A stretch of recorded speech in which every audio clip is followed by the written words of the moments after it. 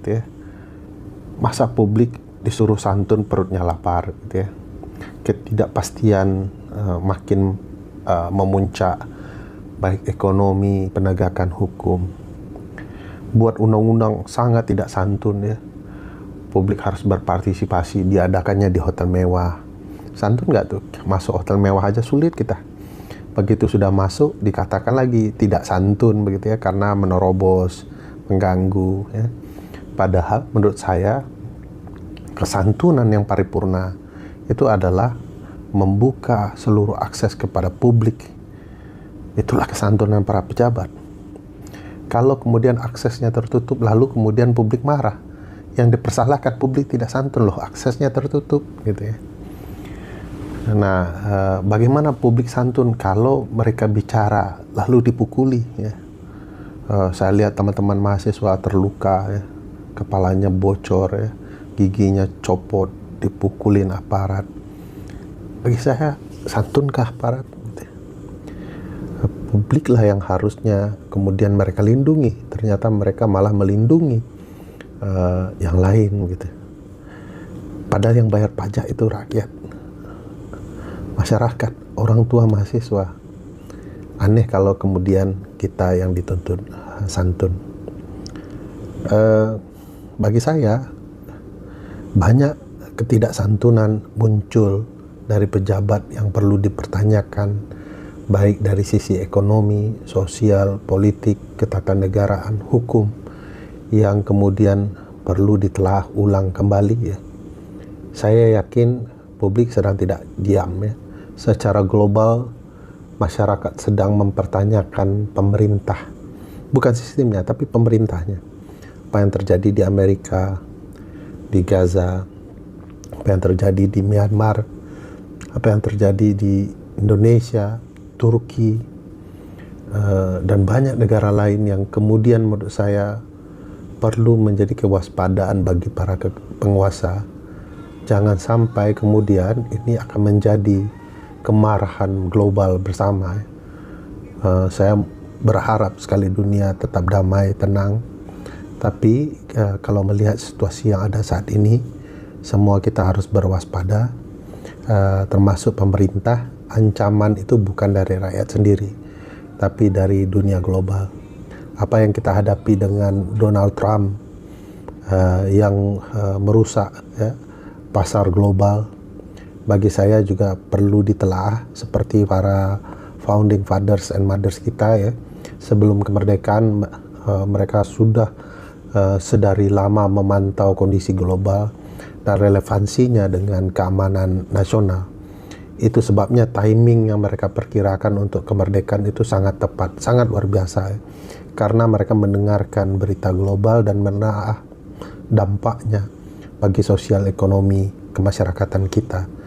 Akhirnya kita bisa merdeka. Saya pikir kemampuan kita menelaah dunia global yang ada saat ini juga harus kita kaitkan dengan kondisi politik ekonomi nasional. Mudah-mudahan ini bisa membantu kita, terutama Pak Luhut, untuk bersikap santun. Terima kasih semuanya teman-teman. Sekali lagi mohon maaf lahir batin.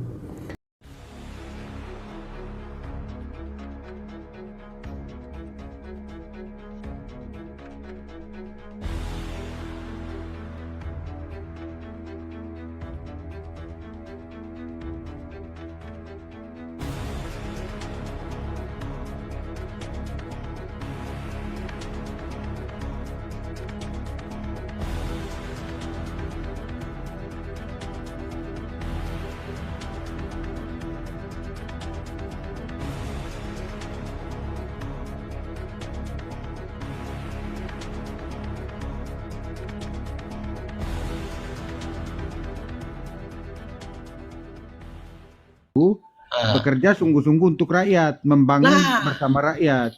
Nah, itu di era Pak Harto.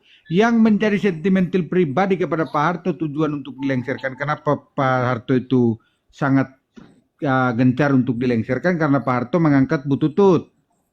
Yang kedua, Pak Harto terlalu lama berkuasa sehingga tidak terbagi yang lainnya. Akibat tidak kebagian itulah muncul untuk diturunkan Pak Soeharto sehingga muncul kekuasaan baru. Nah, bukannya lebih baik malah menciptakan koruptor-koruptor di negeri ini. Itu yang terjadi. Iya, makanya gini Bang ya. Makanya tadi kan poinnya yang Abang bilang tadi, menciptakan apa kepemimpinan yang akhirnya tuh memperkaya diri sendiri dan kelompok kan gitu kan. Kan masih ada nih banyak Bang orang, pembangunan di daerahku kayak gimana, ini kayak gimana, pemerintah itu nggak jelas, nggak menciptakan lapangan kerja. Lah apa gunanya otonomi daerah? Paham nggak di sini? Kan di situ Bang. Apa tugas DPRD kalian? Apa tugas bupati kalian? Kalau visi misinya nggak mengangkat masalah perekonomian dari apa yang ada di dalam di daerah kalian sendiri, mengangkat gitu loh. Potensi-potensi apa yang ada di daerah. Kan nggak ada yang Dan terjadi selama ini. orang-orangnya masih hidup semua kok Bang. Hasil dari reformasi itu, ini yang kampanye yang pidato pertama kan manusia ini yang lagi digambar Ya ini ini. kan.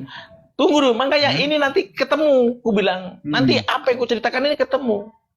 Makanya nanti porosnya kemana kita harus pelajari. Makanya gini loh Bang. Hal-hal ini terjadi 98 kayak gimana. Inilah salah satu tokohnya yang porosnya dia lulusan Amerika. Dan satu-satunya negara di dunia ini yang tidak menginginkan negara kita maju hanya Amerika, aku bilang. Kita perlu waspadai. Kita demo lah Amin Rais ini Sengkuni ini. Udah Iya, tua ngapain? bukan. Nggak usah di demo, Jujur ya. biarin aja alam yang jawab. Bukan, makanya kan gini. Bukan Yaman musuh kita, bukan. Ini jangan ada pula hashtag Yaman gara-gara keturunan, kan gila. Ya, Jangan keturunan ini hanya dimanfaatkan oleh proksi asing, terutama Eropa, agar bangsa kita hancur. Makanya kan aku bilang, Anies itu selama ini sering ke Amerika apa ke Yaman. Itu aja logis kita, aku bilang. Makanya sudah kita harus pelajari sesuatu hal itu berdasarkan analisa, ya kan, berdasarkan fakta sejarah, ya kan. Jangan mudah diprovokasi dan jangan terlalu reaktif. Sepakat Ini ya, seperti itu. Luar biasa Bang. Terima Tapi kasih, Bang. saya ke Om Frit dulu. Mungkin Om Frit dari tadi udah menunggu sebagai orang yang lagi magang di pengacara mau berbicara dari sisi hukum mungkin Om Frit ini. Silakan Om Frit, selamat datang, selamat bergabung Om Frit. Bang kasih besar ya, selamat pagi Bang. Saya itu bingung ya. Abang kasih besar dulu, saya belum mandi tetapi karena abang punya topik ini saya sudah geram Bang. Geram banget. Ini saya udah kasih besar, kasih tunjuk. Bentar. Itu muka ganteng kasih tunjuk dulu biar nona dong lihat toh. Tepuk tangan dulu. Tepuk tangan dulu, Tepuk tangan dulu. Bang Gaeks, ini apa nih?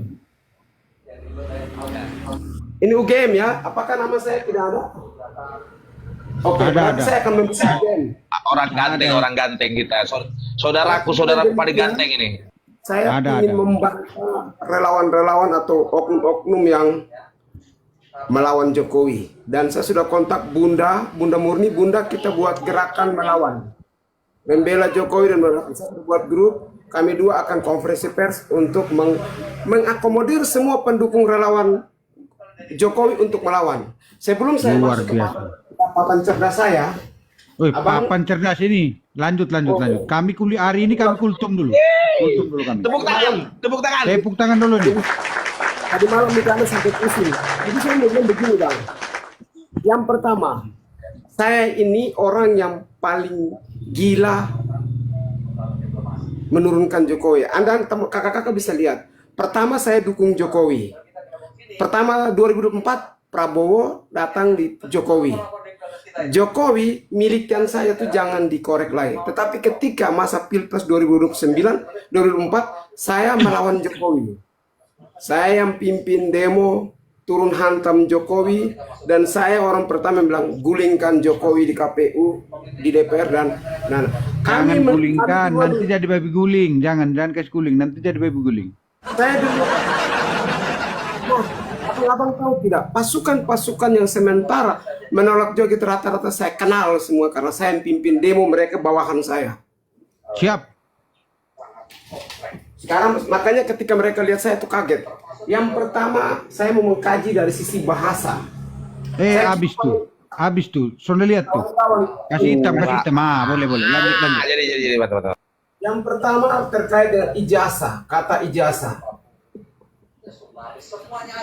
Jelas ya Bang, tulisan ini. Jelas. Cuma agak terbalik.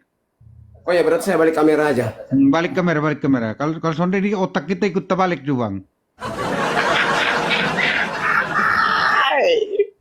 Saya terus terang merasa risih Bang, jujur merasa risih dan merasa jengkel sekali. Barang sudah selesai, tidak usah kita berdebat. Saya yang pimpin demo saja sudah stop kok. Kenapa? Nah, Jadi akhirnya paten ini barang. Masuk barang saya ini. marah sehingga saya sekarang kembali mendukung Jokowi.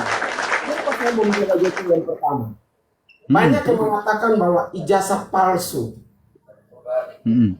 Banyak juga yang tidak paham tentang arti ijazah. Ketika saya waktu SD kelas 4 atau kelas 3, guru saya ajarkan kata umum dan khusus. Ini perlahan-lahan ya. Umum tuh cocok, contohnya dikasih bunga. Ini khusus itu adalah mawar, melati, dan lain-lain. Saya lagi kuliah online jadi sorry ya. Saya mau bilang bikin ijazah ini bagian daripada kata apa? Umum. Nah, kawan-kawan mengatakan ijazah palsu. Kalau mengatakan ijazah palsu artinya kata khusus SD, SMP, SMA palsu. Apakah mereka punya bukti bahwa ijazah Jokowi SD, SMP, SMA bahkan kalau memang ada S1 palsu? Di dalam hukum itu berbicara tentang bukti, dua alat bukti. Kalau kita tidak punya alat bukti, jangan pernah mengatakan orang punya ijazah itu palsu. 2 hari lalu hari Sabtu kami kuliah tentang mata kuliah teori dan hukum.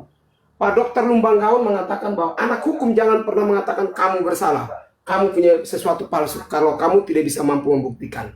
Nanti kalau dia mau bicara ke orang ijazah palsu, berkali-kali berdebat saya tanya, kamu punya bukti? Tidak ada ternyata. Jadi ketika kita mengatakan ijazah palsu, maka kita sudah menuduh. Menuduh bukan hanya menuduh, memfitnah. Ada pasalnya. Nah itu masuk, ada pasalnya nggak itu Bang? Kalau kayak gitu? Ada pasal. Oke, coba mainkan.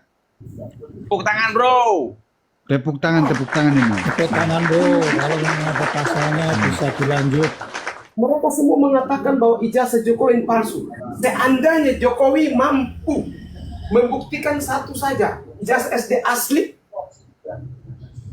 dan menurut saya Jokowi ini orang baik, Bang, jujur, makanya saya membela dia. Kenapa? Dia sabar, dibilang. Kalau dalam hukum, penggunaan bahasa hukum itu begini cara berbicaranya. Ini saya bicara sisi hukum, ini sudah lari lagi, ini bahasa, ini hukum. Bahasa Indonesia, ini kita belajar SPP. Kalau bicara tentang bahasa hukum, diduga, kalimat diduga digunakan dong. Ini Oke, paten. Ijazah palsu itu baru benar. Mungkin ijazah apa yang kalian maksudkan? Karena di UGM berarti ijazah D3 kah, S1 kah? Itu dulu diduga depan. Kenapa? Ketika kita menggunakan bahwa ijazah palsu, ada 2 kalimat yang berbeda di sini. Kalimat ini kalimat 2, ini kalimat 1. Ketika kita menggunakan ijazah palsu, kalau saya Jokowi, saya pidanakan semua. Saya bisa menyusun tim cari tahu siapa yang berbicara di media sosial. Siapa yang menuliskan bahwa ijazah saya palsu, dipenjarakan semuanya. Saya percaya ratusan ribu orang bisa penjara karena bicara poin 1, bukan bicara poin 2. Mereka tidak menggunakan kalimat ini, makanya tidak paham hukum jangan mengklaim. Ini yang pertama. Jadi apabila teman-teman tidak menggunakan begini, kalau saya Jokowi dan Anda mengatakan Frit punya ijazah palsu, saya penjarakan kamu. Kenapa? Anda tidak bisa buktikan kok. Berarti Pak Jokowi orang baik ya Bang? Hah? Pak Jokowi orang baik ya, tidak mempersoalkan itu, diam. Oh, luar biasa ya. Yang berbicara di sini. Yang ketiga, dari sisi hukum, barang siapa yang menuduh maupun memfitnah tanpa punya bukti, maka dia kena pasal 4 tahun penjara, tidak salah KUHP. Berarti Mbah Hamid itu juga bisa dimasukkan bui dong, biar nggak keluar-keluar. Mbah Hamid. Ya laporin kalau memang dia sudah salah berbicara. Tunggu saya ambil HP dulu. Ambil dulu. Boleh. Kami tunggu.